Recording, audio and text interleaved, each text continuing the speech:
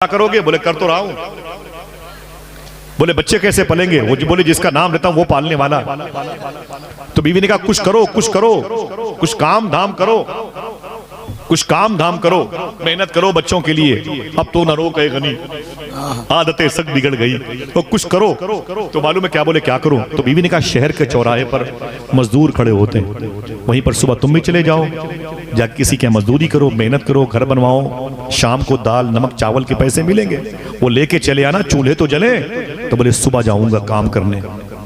बिशर हाफी ने कहा सुबह को जाऊंगा काम करने। जब सुबह उठे तो एक झोला लिया, एक लोटा लिया, मुसल्ला लिया, तस्बीह ली, वो कंधे पर रखा। उनके घर से नहरे दजला आधा पौन किलोमीटर का फासला है, मैं पैदल गया हूं इसलिए बता रहा हूं, उनके घर से। और निकल गए वहां, जाना था कहां? शहर के चौराहे की तरफ, जहां मजदूर खड़े होते, उधर नहीं गए। और चले गए कहां?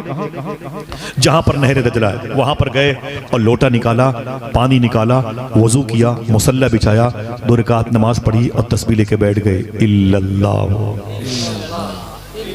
ये सबकी आवाज है? बोलो भाई ये सबकी आवाज है? हाँ ऊंची बोले। अल्लाह का नाम लेने में कोई दिक्कत? हाँ बोलो भाई कोई दिक्कत? सियालकोट में एक बुजुर्ग थे, उनकी आदत थी बात बात में खैरियत। ये हुजूर अल्लाह करम है। ये टोपी कहाँ थी? हुजूर अल्लाह के फजल से आई। ये सदरी हुजूर अल्लाह के फजल से आई, तो बहुत खुश होते थे। ये शर्ट अल्लाह के फजल से आई। कोई भी सवाल करते, जवाब अगर मुरीद देता कि हुजूर ये सदरी अल्लाह के फजल से है, वो बहुत खुश होते थे, बहुत खुश होते थे। अल्लाह का नाम ले लिया तो खुश, और अगर किसी ने देर कर दी तो पारा गरम, और फिर बहुत नाराज होते थे। एक साहब की शामत आई, आ गए, वो मिठाई लेके आ गए डिब्बे में। फरमाया क्या है? कहा मिठाई लेके आए। देखा डिब्बे में, कहा ये क्या है? बोले मिठाई है। बोले किसने बनाई? तो उसने अल्लाह का नाम नहीं लिया। उसने कहा कि हुजूर वो बंबई की जबान में आपुन ने बनाई। बोले ये क्या है? बोले मिठाई है। बोले किसने बनाई? तो उसने कहा मैंने बनाई, अल्लाह का नाम नहीं लिया। बोले ये तूने बनाई? किसी और की अता है, अल्लाह का नाम नहीं लिया। वो घुमा रहा था। ये चौकोर क्यों है? बोले इसका सांचा मेरे पास। खुशबू क्यों है? इत्रपाशी मैंने की। तो बोले यार कोई और तो नहीं है इसके पसे पर? वो ये सोच रहे थे ये अल्लाह का नाम ले ले। सूफी सुल्तान मियां साहब के पास एक साहब आए, फरमाया हुजूर मुझे कोई नसीहत कर दे। तो कहा कि हर लुक्मे पे कहा करो ऐ अल्लाह तेरा शुक्र है। क्या कहा करो? ऊंची बोलो ऐ अल्लाह तेरा शुक्र है। उसने कहा अजीब बात है, कमाता मैं हूं, पकाती मेरी बीवी है, शुक्र अल्लाह का मैं क्यों अदा करूं? फरमाया खा इसको हजम तेरा बाप करता है क्या? इसे हजम तेरा बाप करता है? 2 घंटे तक अगर हजम ना हो तो अल्ट्रासाउंड की मशीनें तेरे पेट से चिपक जाएं, उसका करम देख। सुभान अल्लाह। तो बोले कि अभी तक अल्लाह का नाम नहीं लिया, बड़ी कोशिश की अल्लाह का नाम नहीं लिया। ओ बाबा का पारा गर्म हो गया, वो बिल्कुल पटरा बना दिया, ओ नाराज हो गए। बोले ये बता ये क्या है? बोले हुजूर इसी मिठाई है। बोले चौकोर क्यों है? बोले इसका ढांचा मेरे पास, सांचा मेरे पास है। ये खुशबू इसके अंदर क्यों है? बोले इत्रपाशी मैंने की है। बोले ये इसका रंग कैसे तब्दील हो चुका है? बोले मैंने इसमें कलर डाले हैं। बोले कि ये है क्या? बोले ये मिठाई है। ये मिठाई कैसे है? बोले इसलिए कि मीठी है। बोले मीठी क्यों है? बोले मैंने चीनी डाली है। बोले चीनी कहाँ थी? बोले मेरे यहाँ डिब्बे में रखी हुई है। डिब्बे में कहाँ से आई? बोले वो बोरे से आई। बोरे में चीनी कहाँ से आई? बोले वो बनिए की दुकान से। बनिए की दुकान में चीनी कहाँ से आई? बोले वो शुगर फैक्ट्री से। शुगर फैक्ट्री में चीनी कहाँ से आई? बोले वो गन्ने के खेत से। गन्ने के खेत में चीनी कहाँ से आई? बोले वो गन्ने के अंदर मिठास थी, उसको निचोड़ा गया तो चीनी। बोले गन्ने के अंदर मिठास कहाँ से आई? तो बोला वो 2 तमाचा मारा खींच के। बोला कहता क्यों नहीं कि जालिम ये मिठाई अल्लाह की तरफ से आई है। वो अटक गई अल्लाह का नाम लेते हुए। जहां बात कहने की थी वहां अल्लाह का नाम ही नहीं लिया। ये नाम आपकी जबान पर अल्लाह का आ जाए तो बड़ी बात है। ये इसमें आजम का फैज लिए हुए सूफिया फरमाते जब कोई एक मरतबा अल्लाह कहता है ना, और दोबारा उसी वक्त कहता है जब पहला वाला कबूल हो जाता है। समझ रहे हैं आप? तो क्या पढ़ते थे तस्बीह लेके? ऊंची बोले। अभी इसके मजे नहीं मिलेंगे। कभी तन्हाई में बीवी बच्चे सो जाएं, लाइट बंद करके मुसल्ला बिछा के आप अल्लाह को याद करें, लगेगा पूरी कायनात की रहमत के फरिश्ते सिमट के तुम्हारे पास बैठे हैं। वो फिर तन्हाइयां अंजुमन में तब्दील हो जाएगी। इश्क़ रसूल कल्ब की गहराइयों में है और महफिल सजी हुई मेरी तन्हाइयों में। आपको एहसास हो जाएगा, समझ रहे हैं। वो पढ़ते रहे दिन भर इल्लल्लाह इल्लल्लाह, और शाम हुई तो लोटा झोला मुसल्ला तस्बीह कंधे पे रखा और सीधे घर आ गए। जैसे घर पहुंचे ना तो बीवी ने कहा कि क्या हुआ? बोले काम किया। क्या कहा? और काम क्या था? बोले काम किया। बोले दिन भर किया। बोले फिर मजदूरी? तो मालूम क्या कहा? मालिक बहुत अच्छा है। मैं तो आपसे पूछ भी नहीं सकता कि अच्छा है कि नहीं, नहीं का तसव्वुर ही नहीं है। बोले मालिक बहुत अच्छा है। तो बोले फिर मजदूरी? तो बोले क्या मजदूरी मांगू, मैं जिसके यहाँ काम कर रहा हूँ, देखना कितने समझदार लोग हैं, वो तो बिना मांगे देने वाला है। हाय हाय हाय, दिया है, बिना मांगे दिया नहीं आपको। बोलो भाई बोलो सुभान अल्लाह। आपको कुरान पढ़ने की तौफीक अता फरमा दी और कुरान से दूर कर दिया हिंदुस्तान के फाइनेंस मिनिस्टर को। आप शुक्र के मकाम पर हैं। तो बीवी ने कहा कोई बात नहीं, कल जाना तो काम करना, मजदूरी लेके आना। कल जाना तो काम करना और मजदूरी लेके आना। बोले कल आएगा तो ठीक है, देखेंगे। अब सुबह निकले, फिर वही लोटा झोला मुसल्ला तस्बीह कंधे पे रखा, फिर चले गए नहर दजला किनारे और फिर वो लोटे से पानी से वजू किया, मुसल्ला बिछाया, तस्बीह लेके बैठ गए। शर्म लगती है। एक मिसाल कभी की हो तो जानू, मोहब्बत की हो तो जानू, है ना। वो तस्बीह लेके बैठ गए, शाम तक अल्लाह का नाम लेते रहे, शाम तक अल्लाह का नाम लेते रहे। और फिर शाम हुई तो फिर वही लोटा झोला मुसल्ला कंधे पे रखा, घर आ गए। बीवी ने कहा क्या हुआ? बोले दिन भर काम किया। बोले फिर मजदूरी? बोले मालिक बहुत अच्छा है। बोले उसके यहाँ क्या मजदूरी मांगू, 2 ही दिन तो हुए काम करते हुए, मजदूरी मांगते हुए शर्म लगती है। अल्लाह अकबर अल्लाह। बीवी ने क्या कहा? सुने, शर्माने की बात नहीं, मजदूरी करते हो, कल जाना तो मजदूरी लेके आना, और अगर मजदूरी ना दे वो मालिक तो परसों से ये काम बंद, कोई और काम करना। तो बिशर हाफी ने अपनी बीवी के कान में कहा काम तो यही करूंगा, मजदूरी मिले कि न मिले। अच्छा सही बताओ काम क्या था? क्या बात, इससे बेहतर तो कोई काम ही नहीं है। हाँ बोले वो देखेंगे। अब सुबह निकले तो फिर वही लोटा झोला मुसल्ला तस्बीह कंधे पर रखा, नहर दजला के किनारे पर। आप चलोगे दिखाऊंगा इंशाल्लाह मैं आपको वो जमीनें, वो बागो बहार की फिजाएं, वो लहरों का तसल्लुत, और उनको शाहिद व आदिल बना करके आपको आपका रब का नाम लेना। जब पहुंचे तो आपने शाम तक असर के नमाज तक अल्लाह का नाम लिया, इल्लल्लाह इल्लल्लाह।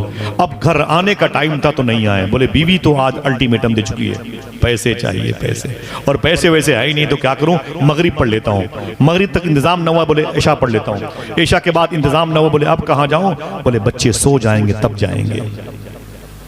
घड़ी नहीं थी, मिसाल के तौर पर 1 बजे 2 बजे जाऊंगा, चुपचाप दरवाजे पे सो जाऊंगा। बीवी सुबह उठेगी, बाद में फजर की अजान पर नमाज पढ़ूंगा, फिर यही लोटा झोला मुसल्ला कंधे पे, फिर यहीं आ जाऊंगा, वजू करूंगा ताज़ा और मुसल्ला बिछा के इल्लल्लाह इल्लल्लाह। समझ रहे हैं आप? हाँ। बच्चे सो चुके होंगे, बीवी सो चुकी होगी, रात के आखिरी हिस्से में जाऊंगा। एक शायर ने शेर कहा था, गुनगुनाता जा रहा था एक फकीर, धूप रहती है न साया देर तक। बहुत बड़ा शेर है ये, लखनऊ के करीब का शेर है। शेर तो यूं भी है, भूखे बच्चों की तसल्ली के लिए माँ ने फिर पानी पकाया देर तक।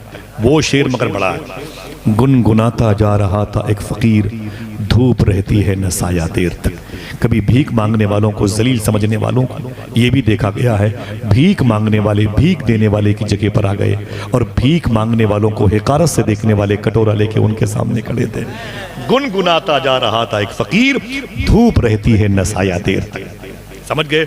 अब पता चला कि वो रात के आखिरी हिस्से में आए ना बिशर हाफी जैसे आहिस्ता आहिस्ता अपने दरवाजे के करीब जैसे पहुंचने वाले थे, अगर दिल कहे तो एक आदमी सुभान अल्लाह कहेगा। कहते हैं कि जैसे ही मैंने घर के करीब घर की तरफ झांक के देखा तो मैंने क्या देखा, मेरे घर में चिराग जल रहा था। चिराग अमीरों के यहाँ जला करता था, मेरे घर में चिराग जल रहा था। और करीब पहुंचा तो बच्चे सोए नहीं थे, उनके खेलने की आवाजें आ रही थी। और करीब पहुंचा तो घर से खाने की खुशबू आ रही। और करीब पहुंचा तो दरवाजे पर बीवी नए लिबास पहन के मुस्कुराती हुई मेरा इस्तकबाल कर रही थी। जैसे मैंने बीवी को देखा तो मेरे लहजे बदल गए। मैंने सलाम किया, उसने मेरे सलाम से पहले सलाम किया, दोनों ने मिलकर जवाब दिया, ओ खैरियत। ये बच्चे सोए नहीं हैं, घर में खाने की खुशबू है, चिराग जल रहा है, ये मैटर कैसे है भाई, ये माहौल कैसे तब्दील है। जो 10-15 साल के बच्चे हैं वो सुने, और वो लोग जो ये कहते हैं कि हराम नहीं खाऊंगा तो फिर दीन कैसे बढ़ेगा, बच्चियों की शादियां कैसे होंगी, स्टेटस कैसे बुलंद होगा, उनको पता ही नहीं कि हलाल खाने से दीन बढ़ता है। हाँ? सुने आज, तवक्कल अल्लाह की जात पे भरोसा करे। कहते हैं मेरी बीवी ये मंजर कैसे बदला, तेरे जिस्म पर कपड़े नए, ये खुशबू, ये घर से खाने की आवाजें, ये बच्चों की गुलकारियां, ये कैसी है। दिल कहे तो सुभान अल्लाह कहना। तो बोली बीवी ने कहा, मेरे शोहर तुम 3 दिन से जिस मालिक के यहाँ काम करते हो उस मालिक के 2 बंदे दिन में 1 महीने का राशन लेके आए। हाय हाय, 1 महीने का राशन लेके आए। अच्छा आ सकते हैं कि नहीं? सोचो, पल्स गिर रहा है और फिर बताओ आ सकते हैं कि नहीं? हाँ आ सकते हैं। जिसने लॉकडाउन में देखा हो 193 कंट्रीज के लोग 1 साल तक घर में बैठे रहे, उनको अच्छे खाने कौन खिलाता रहा? बोलो भाई, वही तो है जो निजाम हस्ती चला रहा है, मेरा खुदा है।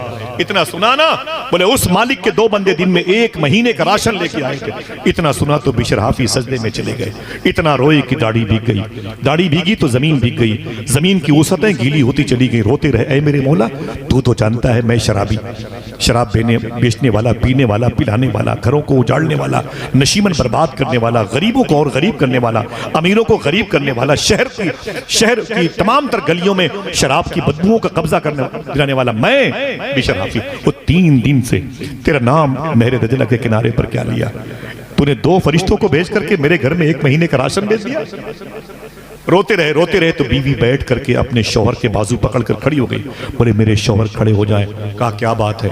कहा वो 2 तुम्हारे मालिक के जो 2 बंदे दिन में आए थे वो तुम्हारे नाम एक मैसेज भी दे के गए हैं, तुम्हारे नाम एक मैसेज भी दे के गए हैं। बोले वो मैसेज क्या है? जो बहरा होगा वो भी सुभान अल्लाह कहे।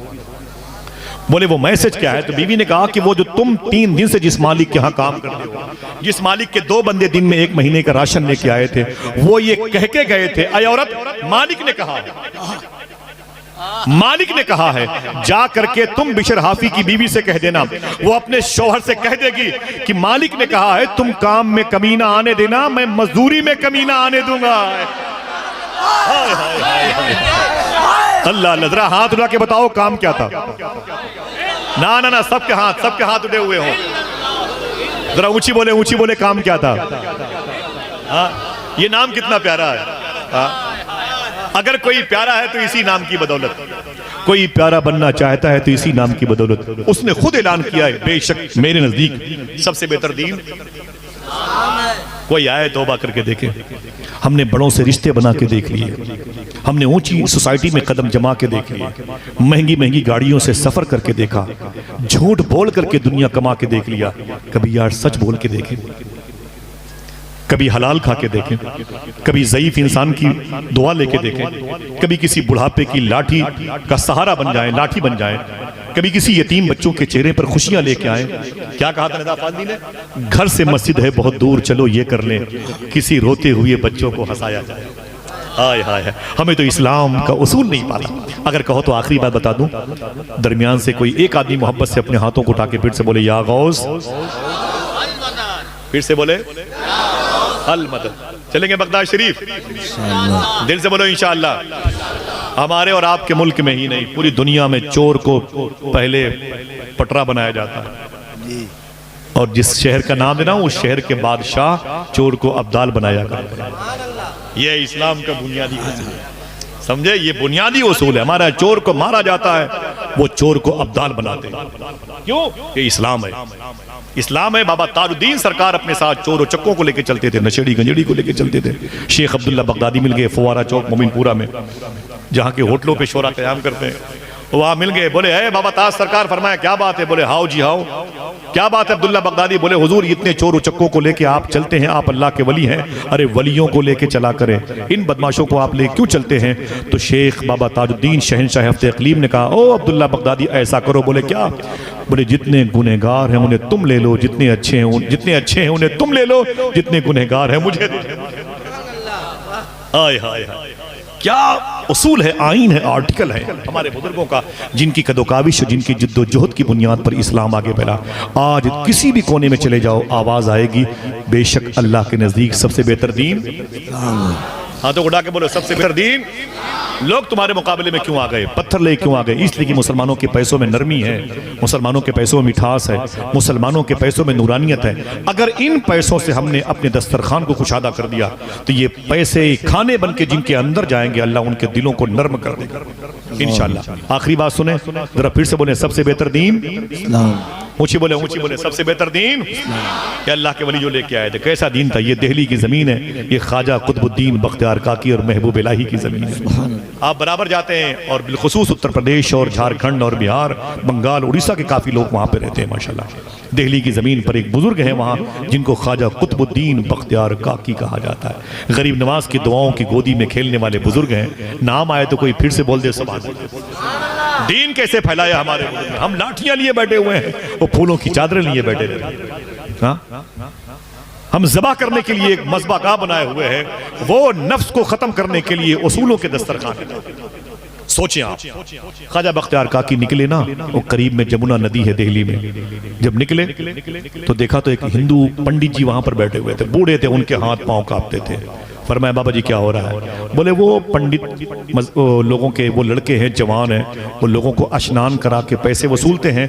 अब हमसे ये काम होता नहीं है, अब हमसे कोई नहाता नहीं है, स्नान करता नहीं है, मेरे हाथ पाँव में लर्जा तारी है, रेशा तारी है, इसलिए हमारे घर के चूल्हे नहीं जलते हैं। हम भी लोगों को नहलाते हैं, स्नान कराते हैं। ख्वाजा बख्तियार काकी ने कपड़ा उतारा और बैठ गए। ख्वाजा बख्तियार काकी ने कपड़े उतारे और बैठ गए, और बैठने के बाद फरमाया मुझे स्नान कराइए। ये कौन है? गरीब नवाज सरकार के लाडले, मुझे स्नान करना है। वो पंडित जी ने लरसते हुए हाथों से वो मिट्टी के मटके से पानी भर भर के आपके ऊपर डालते रहे, आप नहाते रहे। ख्वाजा कुतुबुद्दीन बख्तियार काकी, जिसके दोनों बेटों को महबूब इलाही और साबिर पाक को हिंदुस्तान का बादशाह कहा जाता है, नहा चुके। बोले पैसे कितने हुए? मिसाल के तौर पर पैसे कितने हुए? कहा 5 रुपए हुए। ख्वाजा बख्तियार काकी ने 10 रुपए निकाले। हुए थे कितने? बोलो भाई। और दिए कितने? हम लोगों तो 3 ही मिनट डाले। हाँ 2-3 मिनट आए, बोले इतनी हाँ की मारूंगा दिमाग खराब। ये हमारा नजरिया है माज़ल्लाह रब्बिल आलमीन। गरीब रिक्शा वालों को परेशान करना हमारी सृष्टि में दाखिल है। इस्लाम का उसूल हमें नहीं पता, खुदा की कसम। सुने सरकार बख्तियार काकी ने 5 की जगह 10 रुपए दिए, वापस आ गए। फिर गए सुबह, पर मैं मुझे स्नान करना है। कहा बैठ जाओ। पत्थर की सिल पर बैठे नहाते रहे। कितने पैसे हुए? कहा 5 रुपए। 15 रुपए दिए। फिर वापस आ गए। रोज जाते रहे, नहाते रहे, आते रहे, नहाते रहे, आते रहे। कई दिन, काफी वक्त गुजर गया। एक दिन वही पंडित जी महरौली शरीफ के करीब से गुजरे। महरौली शरीफ के करीब से गुजरे तो क्या देखा? भीड़ बहुत थी मुसलमानों की, सरों पे टोपियां, अमामे थे, मजहबी लिबास था। बोले आप लोग यहाँ क्या कर रहे हो? तो लोगों ने कहा कि हम लोग अपने बाबा की ज़ियारत दर्शन के लिए आए हुए। बोले क्या नाम उनका? बोले ख्वाजा कुतुबुद्दीन बख्तियार काकी, इमामुल आरिफान, इमदादुल आरिफीन, मेरे पीर कामिल अंदर बैठे हुए अपने हुजरे में। तो पंडित ने कहा अगर कहो तो मैं भी उनका दर्शन कर लूं। सुन, अगर कहो तो मैं भी उनका दर्शन कर लूं। लोगों ने कहा जाओ, ये रहमत का है दरवाजा, यहाँ ताला नहीं लगता, खुला रहता है 5 वक्त में खाना मोहम्मद का, आप जाएं। जैसे ही पंडित जी अंदर आए देखा तो ख्वाजा कुतुबुद्दीन बख्तियार काकी बैठे हुए थे। उसने आंखें मीन करके देखा, अरे ये तो वही बुजुर्ग हैं जो रोजाना मेरे यहाँ नहाने आते थे। ये तो वही बुजुर्ग हैं जो रोजाना मेरे यहाँ नहाने आते थे। उसने कहा बाबा आप वही हो जो मेरे यहाँ नहाने आते, स्नान करने आते? बोले हाँ मैं वही हूँ। कहा इतने सारे लोग ये आपके मानने वाले हैं? कहा रब की मर्जी है, मेरी मोहब्बतों में गिरफ्तार है। तो बाबा जी ने कहा कि ये बताइए आप मुसलमानों के इतने बड़े धार्मिक गुरु होकर के हमारे यहाँ नहाने क्यों आते थे? तो आपकी आंखों में आंसू आ गए। आपने फरमाया पहली मुलाकात में आपने कहा था कि मेरे बुढ़ापे की वजह से मुझसे कोई नहाता नहीं, मेरे बच्चे भूखे रहते हैं, मेरे घर के चूल्हे नहीं जलते, तो तेरे घर का चूल्हा जलाने के लिए मैं अपना होलिया बदल के रोज नहाने जाया करता था।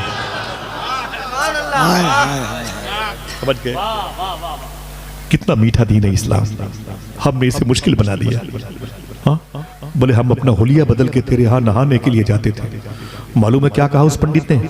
इसे सोने के कलम से लिखना। ओफो, अब समझ में आया। नहा रहे थे आप, धुल रहा था मैं। हाय हाय नहा रहे थे आप और धुल रहा था मैं। अब देर न कीजिए, उसी कलमे को मैं भी पढ़ना चाहता हूँ जो आमिना के लाल ने आपको पढ़ा के भेजा। कलमा पढ़ा, दरवाजे पर लिखवा दिया इन्न दीन इंदल्लाहिल इस्लाम, बेशक अल्लाह के नजदीक सबसे बेहतर दीन। मुझे बताएं कितनी तलवारें चली हैं एक आदमी को कलमा पढ़ने में। आज तो ये बयान भी नहीं कर सकते ये हुआ कैसे। बस इस जमीन की जो असालीब है, इस जमीन की जो जुग्राफियाई हैसियत है, इसकी पुष्ट पर अगर किसी की मोहब्बतों के ताज़ियाने नजर आते हैं तो गरीब नवाज का। समझ रहे हैं आप? अगर गरीब नवाज के उसूल को छोड़ देंगे तो आप इस मुल्क में नहीं जी सकते। बुलडोजर चले भी जाएंगे फिर भी बुलाना पड़ेगा।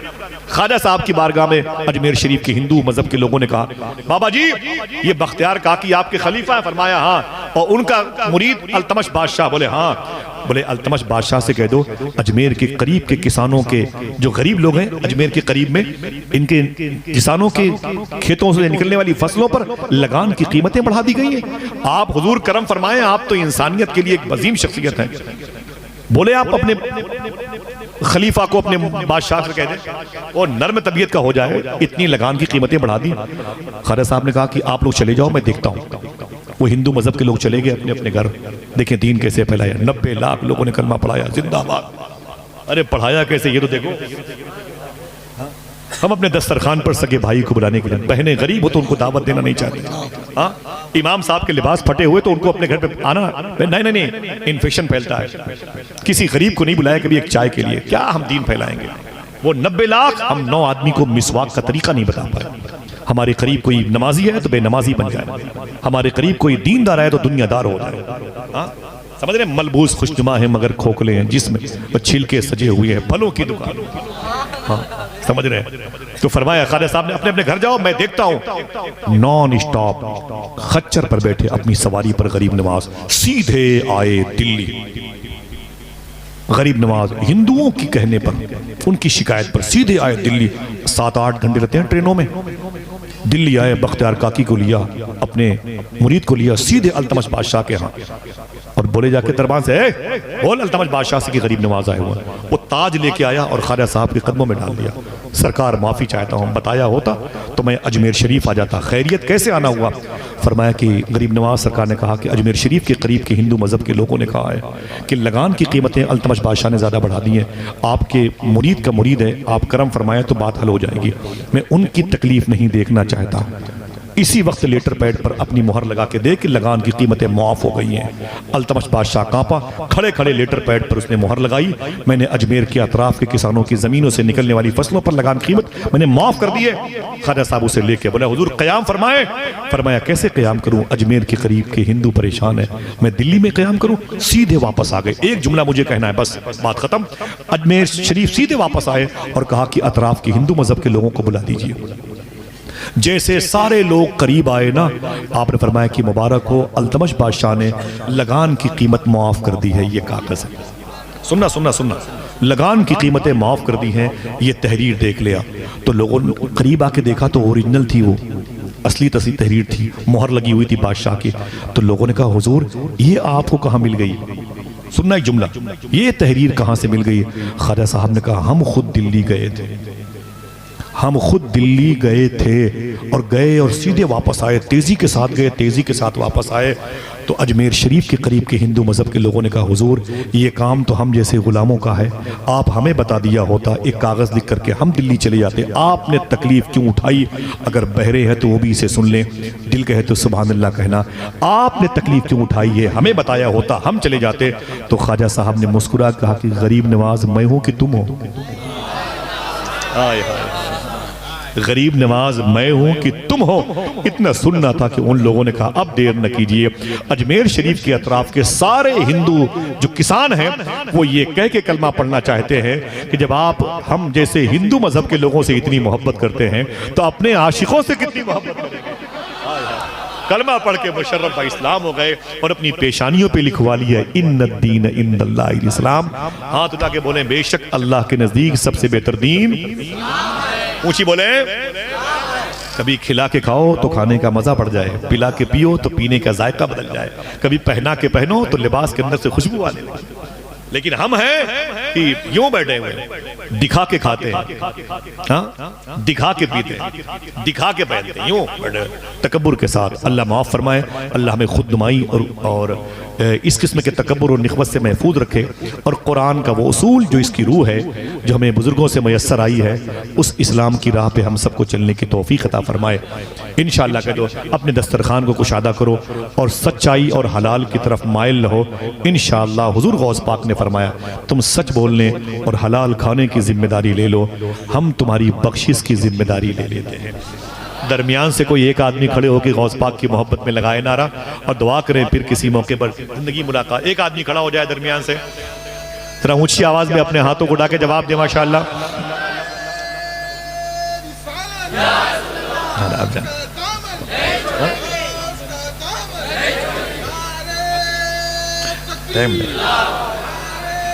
जाकिर भाई को सुनना है।